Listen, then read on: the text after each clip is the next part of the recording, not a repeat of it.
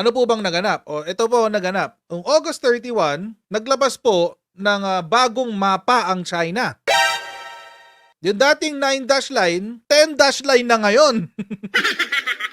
Huling-huli na ang China ay nag-iimbento lang ng kanilang teritoryo. Promise. Kasi yung dating 9 dash line, all of a sudden, biglang 10 dash line. Bakit naging 10 dash line? Sinama na nila si Taiwan. Ayan si Taiwan. Ito si Taiwan, no?